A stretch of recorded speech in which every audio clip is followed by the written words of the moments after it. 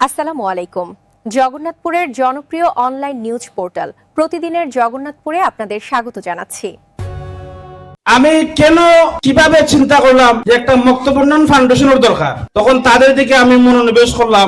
6 পড়ে ছেলে কিন্তু এত কোরআন শরীফ পড়তে পারে না। দুঃখের বিষয় 6 পড়া শেষ হইলে হাই স্কুল থেকে কলেজ, এরপরে আর আমরা যে মহাগ্রন্থ আল কোরআন এই বাণীটুকু পড়া আমরা সুযোগ হয় না। এইভাবে আমি ওদেরকে প্রথমে ঘরে বসে তাদেরকে কোরআন শরীফ রিডিং পড়ানোর চেষ্টা করি। পাশাপাশি আমার মনে উদয় হয় যে দেখি অন্যান্য মক্তবে লেখাপড়া কেমন। এইভাবে 1, 2, 3টা অনেকটা মক্তবে আমি ব্যক্তিগতভাবে ঘুরে ঘুরে দেখলাম যে মক্তবগুলোর অবস্থা খুবই খারাপ। আমাদের যারা মুরব্বী আগে বলতে হয় যে খাসা না নলে বাস পাকলে করে টাস টাস, ছোট থাকতে শিক্ষা না দেওয়া হয়, বড় হইলে দেওয়া যায় না।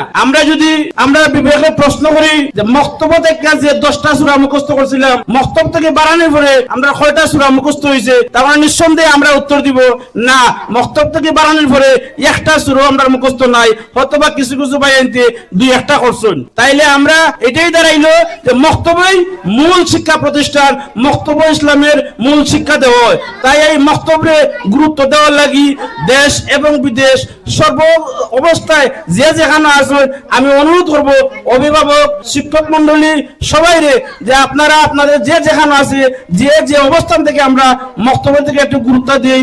আমরা এই সোনামণি ভবিষ্যতে সুন্দরভাবে গড়ার লাগি মক্তব একটা উপযোগী প্রতিষ্ঠান, এই প্রতিষ্ঠানে আমরা ফাটাই এবং বিশেষ করে মক্তব থেকে মানুষের সেই ছোট ছোট শিশুদেরকে বিমুখ যে জিনিস করে মোবাইল, এই মোবাইলটা তার হাতে আমরা এই বসে না দেই এবং তার হাতে আমরা ইসলামী বই তুলে দেই।